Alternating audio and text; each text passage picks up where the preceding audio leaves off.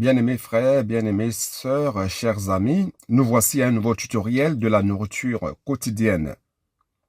Nous sommes dans la série Parole, vie et édification, deuxième partie, l'évangile de Jean. Nous sommes donc en train de voir le livre 2.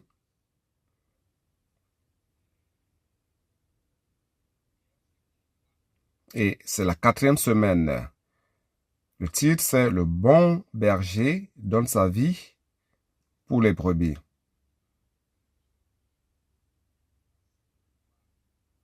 Nous allons voir la 4e semaine de ce volume, de ce livre.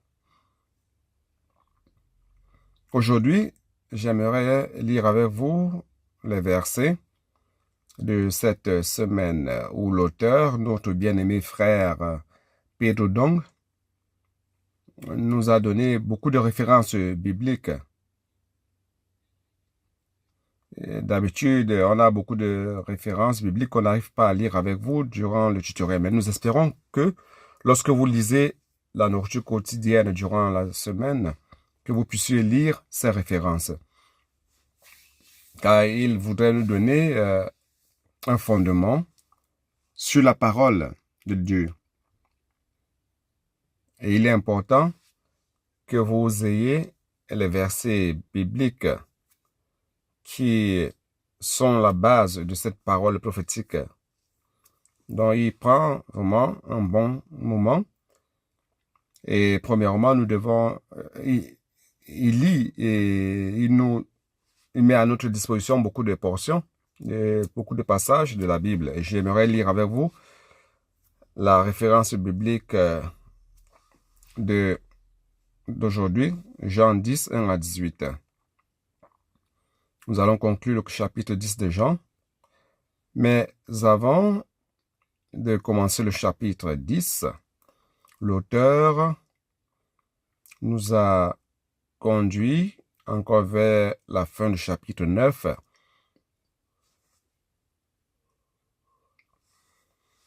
Vous savez que le chapitre 9, c'est où Jésus a guéri l'aveugle né. Verset 39, il dit, « Puis Jésus dit, je suis venu dans ce monde pour un jugement, pour que ceux qui ne voient point voient, et ceux qui voient deviennent aveugles. » Donc, le Seigneur Jésus est venu pour établir une ligne dans l'histoire de l'humanité, dans sa relation avec Dieu.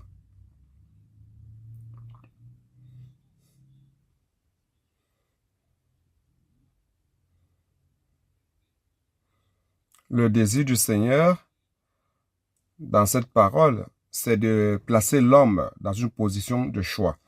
Il n'existe pas un mi-terme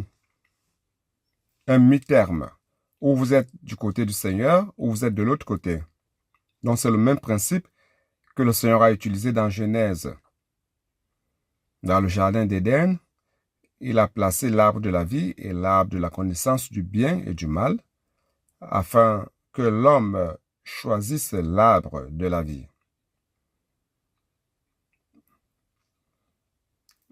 Bien qu'il y avait l'option de l'arbre de la connaissance du bien et du mal et l'arbre de la vie, l'option de Dieu, ce que Dieu voulait, c'est que l'homme choisisse l'arbre de la vie. Mais vous connaissez l'histoire.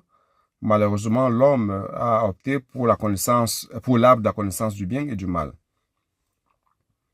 Donc, il montre ici qu'il est venu dans le monde pour un jugement, pour définir les choses, pour que ceux qui ne voient point voient et ceux qui voient deviennent aveugles. Malheureusement, il y avait certains qui pensaient qu'ils voyaient à l'époque où Jésus était ici, mais ces personnes étaient aveugles.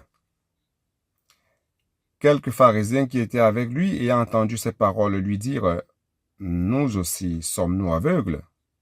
Au verset 41, Jésus leur répondit « Si vous étiez aveugles, vous n'auriez pas de péché. Mais maintenant, vous dites « Nous voyons. » C'est pour cela que votre péché subsiste. » Donc, dans ce cadre de la guérison de l'aveugle, beaucoup de personnes, surtout les pharisiens, pensaient qu'ils comprenaient qu'ils avaient une vision claire de toutes choses. Mais ils étaient en fait aveugles. Et le frère P doit profiter pour nous amener dans 2 Corinthiens 4, verset 4, qui montre au combien l'homme est devenu aveugle, l'homme naturel. Et ici, il est dit, pour les incrédules dont le Dieu de ce siècle a aveuglé l'intelligence. Quand est-ce que cela s'est produit? Quand est-ce que le Dieu de ce siècle a rendu aveugle les incrédules? Alors on va dans Genèse, chapitre 3, verset 5. Allons-y jeter un coup d'œil. C'est pour cela qu'il y a beaucoup de versets. Mais je vais lire quelques-uns avec vous aujourd'hui. OK? Chapitre 3, verset 5, il dit ceci. Saviez-vous qu'avant le verset 5, je vais lire le verset 1. Après le chapitre 2 de Genèse, chapitre 1 et 2, merveilleux, et puis on voit après le chapitre 3 où on a un problème qui apparaît. C'est lorsque l'homme s'est éloigné de Dieu, s'est déconnecté de Dieu. Pourquoi? Par l'influence du serpent qui représentait Satan. Dans le verset 1, il dit ceci. Le serpent était le plus rusé de tous les animaux des champs que l'Éternel avait fait. Il dit à la femme, Dieu a-t-il réellement dit, vous ne mangerez pas de tous les arbres du jardin? Ici, lorsque le serpent a fait cela, il a semé le doute chez l'homme. Et il a amené la femme à vivre dans une ambiance que Dieu ne voulait pas, c'est-à-dire dans la pensée, dans le mental. Parce que lorsque Dieu dit quelque chose, nous devons obéir tout simplement, sans remettre en doute ce qu'il dit. Mais Satan est venu mettre le doute. Et le verset 5 dit, « Mais Dieu sait que le jour où vous en mangerez, vos yeux s'ouvriront, et vous serez comme des dieux, connaissant le bien et le mal. » Vous voyez ici, c'est une tromperie, une illusion que le serpent était en train de vendre à la femme. Dans ce cas, la femme vit que l'arbre était bon à manger et agréable à la vue et qu'il était précieux pour offrir l'intelligence. Elle prit de son fruit et en mangea. Elle en mangea aussi. Elle en donna aussi à son mari qui était auprès d'elle et il en mangea. Verset 7, les yeux de l'un et de l'autre s'ouvrirent. Ils connurent qu'ils étaient nus. Ayant cousu des feuilles de figuier, ils s'en firent des ceintures. Donc ici, lorsqu'on parle d'ouvrir les yeux, en fait, ils pensaient qu'ils voyaient en mangeant de l'arbre de la connaissance du bien et du mal. Mais la semence du péché était entrée dans l'homme. En ce moment-là, en fait, ils sont devenus aveugles. Et la question que l'auteur nous a posée en lisant cette partie, il dit, voulez-vous être guéri? Dans Jean chapitre 9, nous voyons la guérison d'un aveugle né. Nous tous, lorsque nous naissons dans le péché, nous naissons aveugles spirituellement. Donc la question est la suivante. Veux-tu être guéri? Alors, quel est le secret pour que vous et moi nous soyons guéris? Les pharisiens, à l'époque de Jésus, devaient juste reconnaître qu'ils étaient aveugles et ne pas penser qu'ils voyaient tout. Donc, reconnaître la cécité, c'est le secret. Si nous reconnaissons cela, nous allons permettre au Seigneur de nous guérir. Et l'auteur nous a amené dans Deutéronome chapitre 11, 26. Ici, il est dit, « Voici, je mets aujourd'hui devant vous la bénédiction et la malédiction. » Ici, on voit que l'homme doit choisir. Dieu a mis devant l'homme ces deux situations.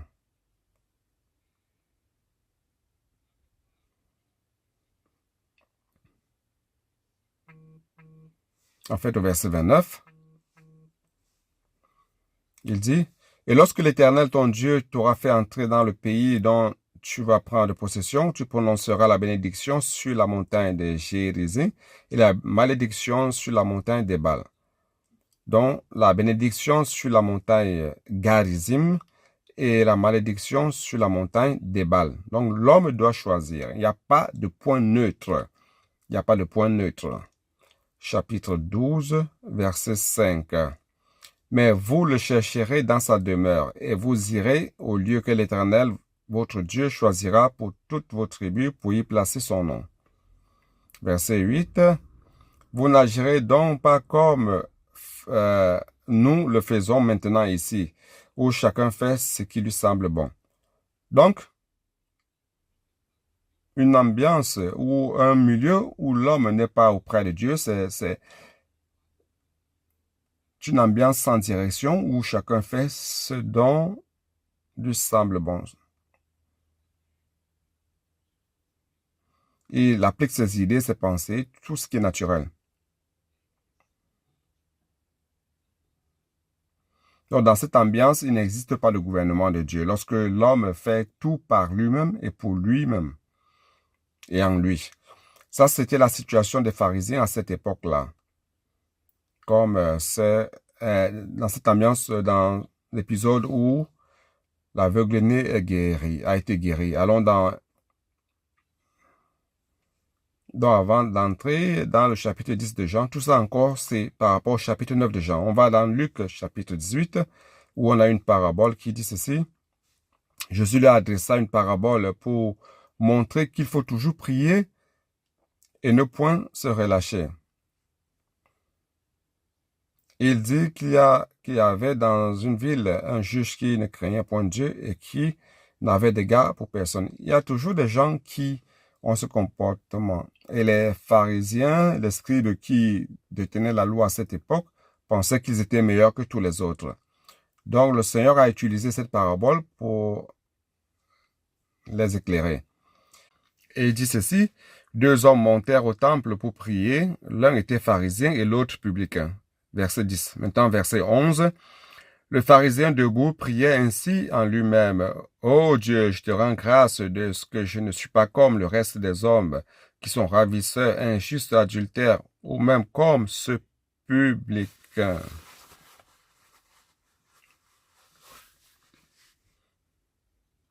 Vous voyez que cette personne était remplie d'orgueil.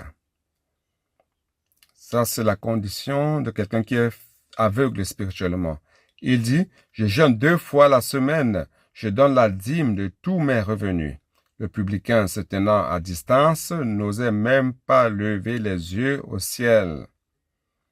Mais il se frappait la poitrine en disant, « Ô Dieu, sois apaisé envers moi, qui suis un pécheur. » Voyez donc, cette personne a reconnu sa condition. Et elle ne s'est pas présentée de manière arrogante devant le Seigneur, mais de manière humble. Donc nous comprenons comme il est important de reconnaître notre condition, de reconnaître notre cécité. Il s'est frappé la poitrine en disant, « Oh Seigneur, sois apaisé envers moi. » Et Jésus continue en disant, « Je vous le dis, celui-ci descendit dans sa maison justifié plutôt que l'autre. Car quiconque s'élève sera abaissé. Et celui qui s'abaisse sera élevé. » Le Seigneur utilise la parole de cette semaine pour nous utiliser, pour nous montrer notre véritable condition. Et en fait, ça c'était une base pour le chapitre 10 de Jean. Dans le chapitre 10 de cette semaine, qui dit « Le bon berger donne sa vie aux brebis », c'est le thème de cette semaine. Donc ici, au chapitre 10, cette personne qui a été rejetée par les pharisiens, cet aveugle-né, qui a été guéri par le Seigneur, a été rejetée par la religion, par ceux qui se jugeaient serviteurs de Dieu. Ils étaient religieux, ils vivaient selon la loi.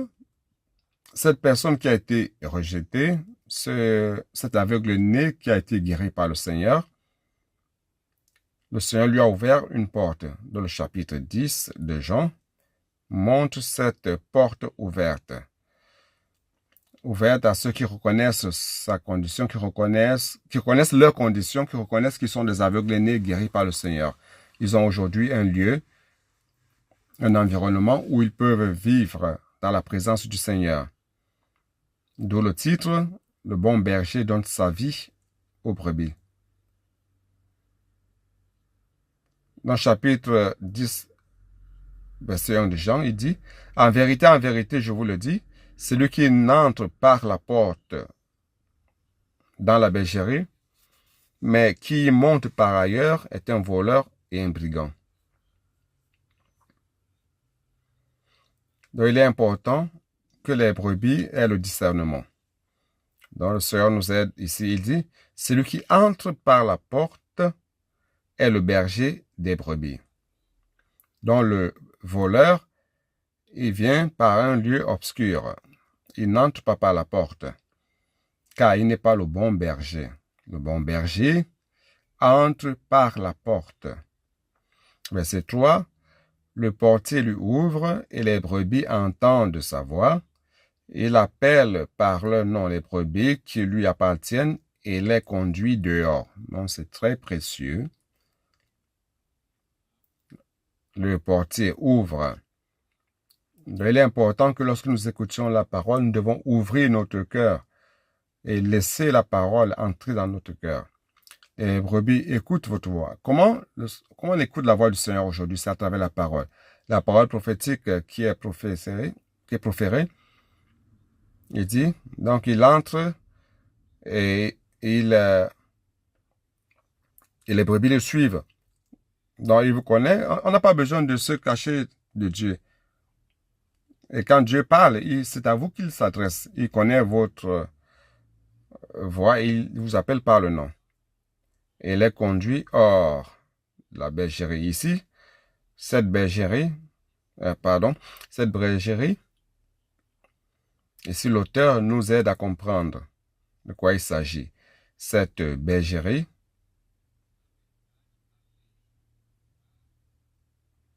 en fait, la loi qui a été utilisée par Dieu comme tuteur, un guide pour garder le peuple de Dieu jusqu'à ce que Christ vienne, Christ qui est la réalité de toutes choses.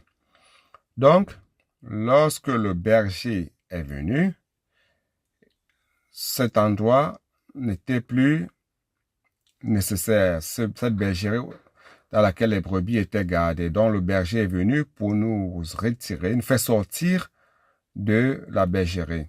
Il y a une chanson qui dit qu'il est notre merveilleux berger.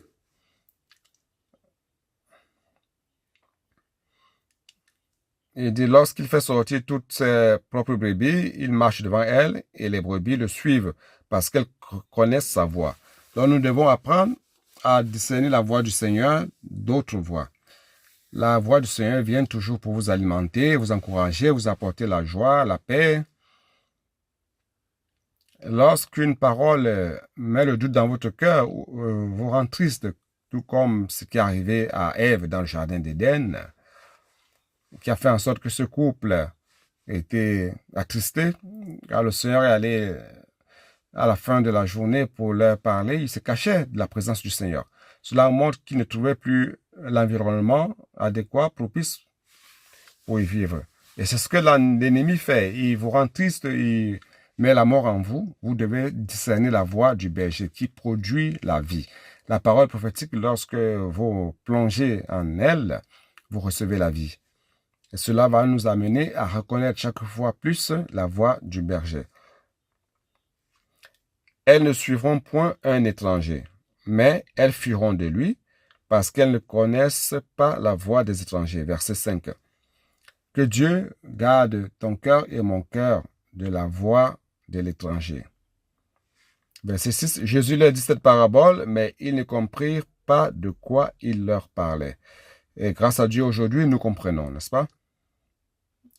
Tout ce que nous avons traversé, nous comprenons qu'il y a toujours quelqu'un qui veut nous distraire, qui veut nous enlever de la voix du Seigneur et nous empêcher d'écouter la voix de notre véritable berger.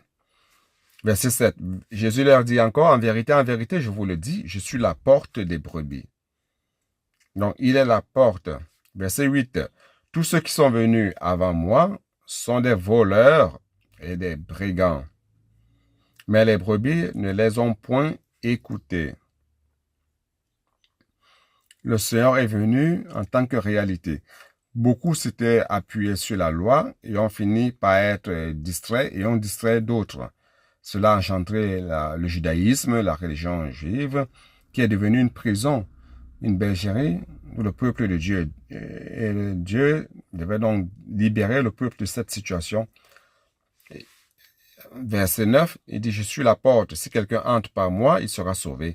Il entrera et il sortira et il trouvera des pâturages. » Nous n'avons pas été faits pour être emprisonnés dans la bergerie, mais pour vivre de manière libre. Après, l'auteur a lu d'autres passages dans Galates, par exemple, où nous voyons que le Seigneur nous a délivrés à la liberté.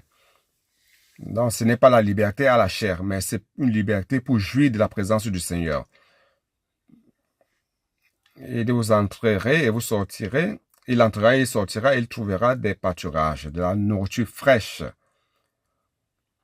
Et non rester prisonnier et ne manger que cette vieille nourriture, ce que l'auteur a appelé la nourriture en conserve. Le Seigneur veut nous donner une nourriture fraîche. Le Seigneur est un bon nutritionniste. Notre berger, notre pasteur, c'est ce qui alimente les brebis, ce qui produit la vie chez les brebis, ce qui apporte des nutriments, ce qui donne le sens à la vie, ce qui leur donne la joie. C'est ce pâturage. Grâce à Dieu, le Seigneur nous donne cette parole. L'auteur, c'est pour cela que l'auteur a toujours voulu nous donner une base sur la parole biblique de tout ce qu'il dit, pour que nous puissions plonger. Soit comme les adolescents, les enfants, lorsqu'ils reçoivent la parole, ils reçoivent sans remettre en question, ils sont obéissants, ils plongent dans la parole, ils émergent dans la parole, ils font la transcription de la parole, ils produisent des cris de guerre. C'est très riche tout cela.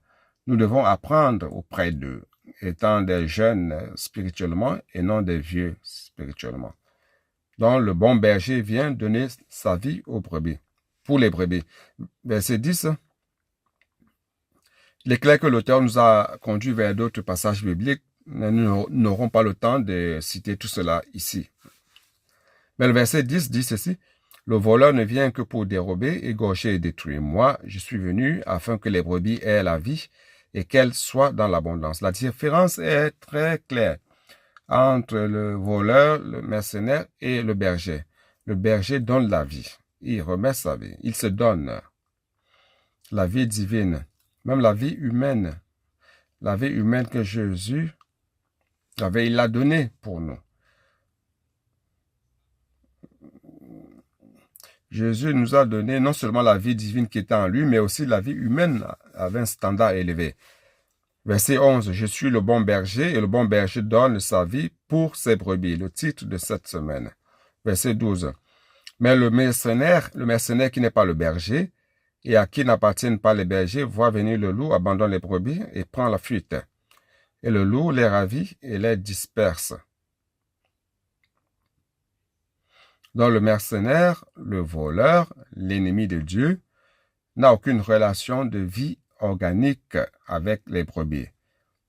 Il n'a aucun engagement vis-à-vis des brebis. Il n'est pas le berger. Il n'est pas celui qui prend soin. Il n'a pas donné sa vie aux brebis. Il ne donne pas sa vie aux brebis. Il utilise tout simplement cet environnement pour faire sa propre promotion. Et lorsque le loup vient, il s'enfuit et abandonne les brebis. Et le loup vient les ravir. Cela se produit beaucoup chez beaucoup de personnes. Vous devenez triste, découragé. Les gens vous disent, ne suivez pas la parole prophétique, allez vivre votre vie, cherchez Dieu tout seul. Et le loup vient et il ravit beaucoup de personnes qui s'éloignent de la source de l'alimentation qui vient par le biais du véritable berger que Dieu utilise durant nos jours. Donc le Seigneur Jésus est le bon berger. Et aujourd'hui, le Seigneur aussi a élevé ses serviteurs pour nous alimenter de sa parole. Donc, le mercenaire s'enfuit parce que le mercenaire ne prend pas soin de berger. Verset 14, je suis le bon berger, je connais mes brebis et elles me connaissent. Verset 15, comme le Père me connaît et comme je connais le Père, je donne ma vie pour mes brebis. Et il répète cela, il dit, vous avez la vie, Zoé, vous avez la vie humaine, psyché. Il donne la vie aux brebis. Et il veut que les brebis aient un lien de vie organique avec lui, qu'elles soient alimentées et qu'elles soient alimentées, nutries, qu'elles croissent dans sa vie spirituelle, dans sa vie humaine et spirituelle. Donc, verset 16, j'ai encore d'autres brebis qui ne sont pas de cette bergerie. Celles-là, il faut que je les amène. Elles entendront ma voix et il y aura un seul troupeau, un seul berger. Donc, le Seigneur était là avec les frères, avec les Juifs. Et lorsqu'il parle d'autres brebis, il se réfère aux gentils. Grâce à Dieu, l'Évangile est venu jusqu'à nous. Nous ne faisons pas partie de ce peuple de Dieu originellement, mais l'Évangile est venu jusqu'à nous. Aujourd'hui, nous sommes aussi sous le soin du Seigneur.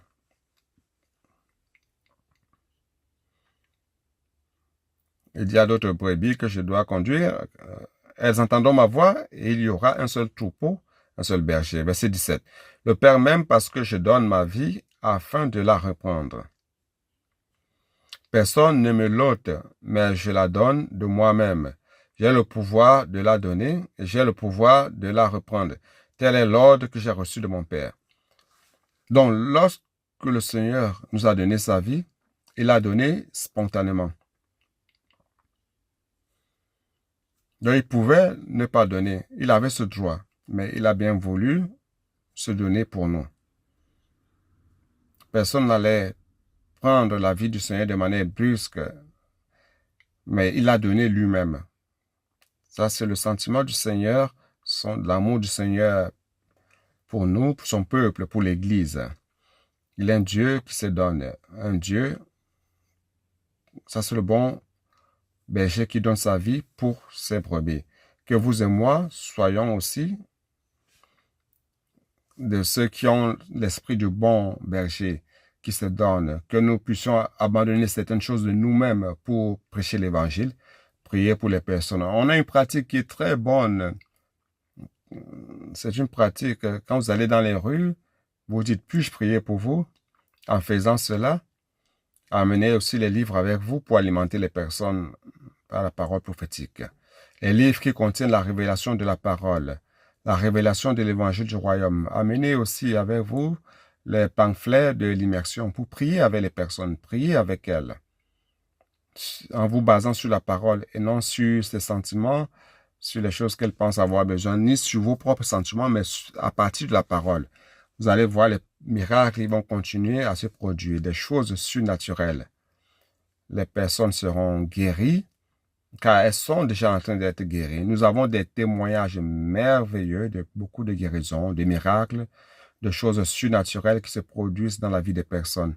Tout cela grâce à la parole, car c'est la parole qui fait l'œuvre de Dieu. Donc ce bon berger nous donne sa vie et dans la vie, à la pratique, à travers la parole qui nous est dispensée.